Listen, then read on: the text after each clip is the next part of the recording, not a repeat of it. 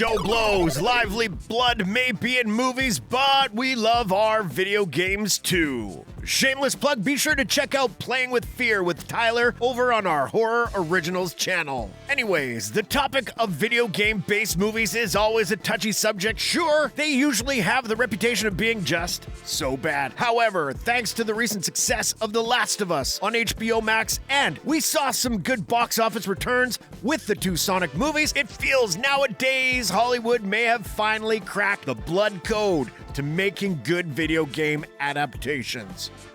ABACABB. Couldn't resist. Bring it out of here like a Mortal Kombat combination. ABACABB. And that's how it's gonna be. I promise you that. But today, we're feeling nostalgic for some good, solid, guilty pleasures. In the early 90s, in the peak of the 16-bit console wars, Nintendo was riding high off the success of the Super Mario franchise and decided to go into uncharted territory and bring the beloved mustached plumber to the big screen with 1993's Super Mario Bros., starring the late and great Bob Hoskins as Mario. Yeah, his last name is Mario. And Joblo favorite John Leguizamo as the lean green jumping machine, Luigi Mario. God, that feels weird to say. Don't at us. The movie was a massive failure, and Nintendo vowed to never let any of their IPs to the big screen again. That is until 2023, as Illumination will take a second crack at it, and this time Miyamoto and friends have more control with the upcoming Super Mario Bros., which launches in theaters this week at the time of this recording. But going back to the 1993 movie, sure, it's so bad, but it has gone on to become a cult classic. Fun fact, Bob Hoskins hated the production of this movie so damn much, he was drunk on set every day. Following the Mario Brothers movie, Capcom was riding high off the success of Street Fighter II in arcades as well as at-home consoles and saw the box office potential with their colorful cast of characters, along with bringing in beloved action star Jean-Claude Van Damme taking the lead as Guile. Yeah, having a super French guy play an all-American militaristic fighter seems odd looking back, but hey, to each their own. Another fun fact, Van Damme turned down the role of Johnny Cage in the 1995 Mortal Kombat movie in favor of playing Guile in Street Fighter. Yeah, we all make mistakes. Look, we know these movies are not great, but with the Illumination Studios Mario movie ready for potential billion-dollar earnings and the long-awaited Street Fighter 6 coming out this year, why not pit these two so bad they're good gaming gems in our cinema deathmatch arena? So eat a shroom, grow a little higher, and grab that flower and spit balls of fire. Ready those Hadoukens and Shoryukens? It's time for another face-off.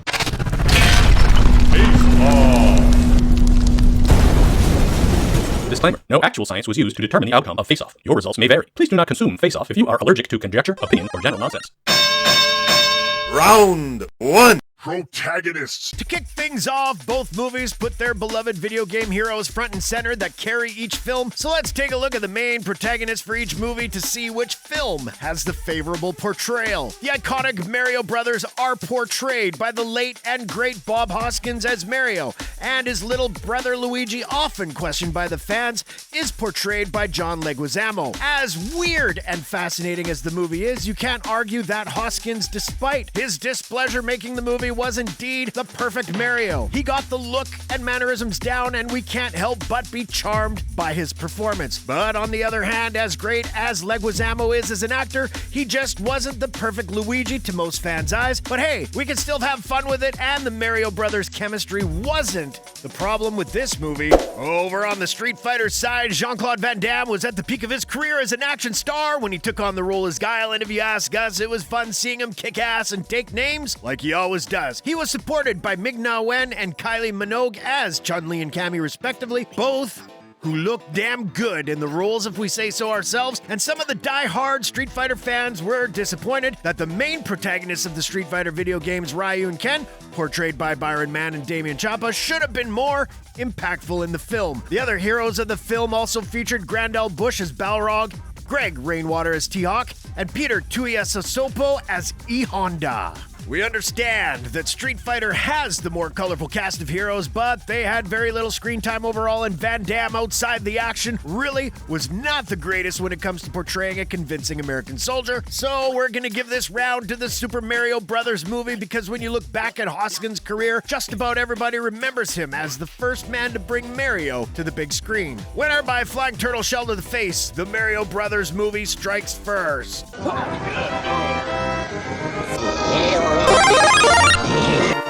And who wants to go with me? Round 2. Villains. Some of the best video game villains of all time have shaped our pop culture. In both movies, two of the greatest video game villains were brought to the big screen for the first time ever. So which of these gaming gauntlet films did it better? In the Super Mario Brothers movie, the late Dennis Hopper portrayed the main villain Bowser, aka King Koopa, the ruler of Dino Hatton. Not exactly the most menacing portrayal, especially with that crazy hairdo bundled with a B-level hammed-up performance. Monkey.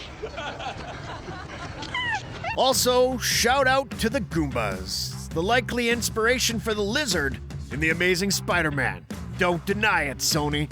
Moving on. Yes, there are supporting villains in Street Fighter, but if there's anything to stand up and cheer for in this movie, it's the last performance from Raul Julia, who gave it his all for the portrayal of fan favorite M. Bison. Julia knew the movie was bad going in, but before his death, he wanted to make his children happy because they were massive fans of the Street Fighter games. What a cool dad. On top of that, he studied the mannerisms of dictators from world history to make the villain feel more authentic on screen. Pure awesomeness. And we couldn't close this segment without this iconic clip. You don't remember? For you, the day Bison graced your village was the most important day of your life. But for me, it was Tuesday. No contest here. Winner by a psycho crusher is Street Fighter, the movie. Sonic Boom. And who wants to go with me? Round 3. Production. As underwhelming as the stories of these films are, the bizarre production and set pieces definitely make up for it. In the Super Mario Brothers movie, instead of colorful Mushroom Kingdom, we get a dark cyberpunk dino city known as Dino Hatton. And if you think it has Blade Runner vibes, you're not mistaken, because the production designer David Snyder also worked on Blade Runner, and you have to appreciate the trippy, Burton-esque effects of Yoshi and the Goombas. Honestly, would this movie be hated so much if it wasn't called Super Mario Brothers? Over on the flip side, the production wasn't as heavy on Street Fighter, but the main highlight of the film, Shadaloo City, was filmed in Bangkok with M. Bison's hideout, taking much inspiration from the James Bond movies. And the finale is loaded with ass-kicking martial arts and explosions straight out of an 80s action movie, which brings the entertainment factor into overdrive. This round is a very close round to call, but there's definitely something visually striking about the look of Dino Hatton. So, that being said, winner by an invincibility star, the Super Mario Brothers movie is now in the lead.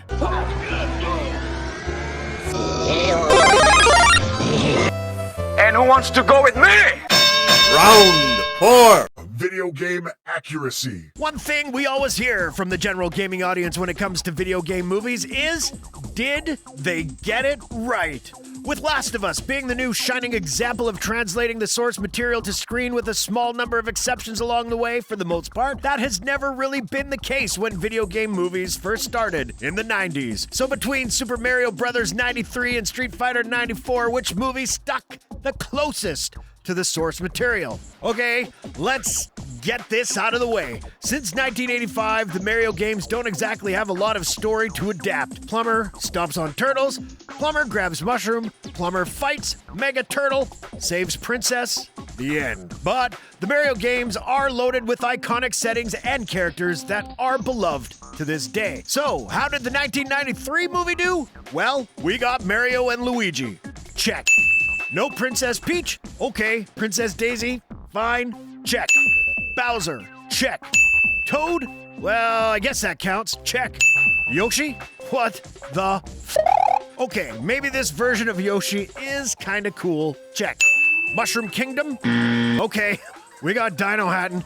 Yeah, Super Mario World on the Super Nintendo had Dinosaur Land, and in the early 1990s, thanks to Jurassic Park, dinos were all the rage at the time. Yeah, it was a cool time to be a kid, but come on! You couldn't give us more Mario levels? Think you got the point. Street Fighter, look, we know it's not the most game accurate either, but for the most part, they got the look and aesthetic of the main characters right. They did get the basic premise of the story of Street Fighter right, with the rivals and relationships of the characters. Obviously, it's nowhere near as great or as accurate as the anime film from the 90s, but clearly there is more effort put in to capture the game than Mario 93. So this round easily goes to Guile and Friends. Winner by a sonic boom is Street Fighter 1994. Sonic boom! And who wants to go with me? Round 5. Legacy and cultural impact. The Battle of the Koopas and the Shadaloo is now down to the wire for this epic final round. We'll step back and take a look at the long-lasting legacy of these films and how they shaped our movie-going culture today. The Super Mario Bros. Movie, again, not received well by the general public, currently holds 29% on those lousy tomatoes that are rotten. It isn't so much the movie itself that is fascinating, but all the stories coming out of production, such as Drunk Bob Hoskins, Tom Hanks dodging the bullet, yes, that's right, Tom Hanks was almost Luigi. All the script changes, and of course, this movie mortified Nintendo so much that they never let their IPs go to movie studios again. Until now. It's funny, Super Mario Bros. 93 started the video game curse, and 30 years later, the Mario movie from Illumination is tracking to destroy the curse. For now. Street Fighter, like Mario before, seems to have gained cult status with a so bad it's good vibe. Despite an 11% on Rotten Tomatoes, Street Fighter managed a box office haul of $99 million worldwide, while Mario didn't even make its $43 million budget back. But with all the crazy one-liners, over-the-top silly action, colorful characters, crap story, this movie makes a good party night. And like Mario, there were stories coming out of the production, such as Van Damme's drug use, as well as his affair with Kylie Minogue, and fight choreographer Benny the Jet Urquidez struggling to train untrained fighters, and despite all that, the movie is much more enjoyable than Mario 93, in our opinion. Also, the movie did spawn Street Fighter, the movie, the game, yes, that was a thing, and a cartoon continuation that aired on Saturday mornings on the USA Network. Come on, you remember this clip, right? Not until I see those street fighters pummeled to dust, which should be any moment now. Yes! Yes! And yes, this movie was better than the crap that was The Legend of Chun-Li. But at the end of the day, this movie was peak Jean-Claude Van Damme and a fun and memorable performance from Raul Julia, who gave it his all while he was ill. And for that, the winner of this round and this face-off, drum roll please,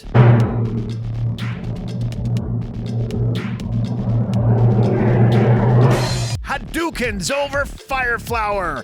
Street Fighter is the better movie. Fight us. Sonic boom! And who wants to go with me? But hey, that's just our opinion. What do you think is the better video game adaptation, Mario 93 or Street Fighter 94? Drop a line in the comments below. And remember, when Joblo face-offs graced your viewing pleasure, it was the greatest day of your life.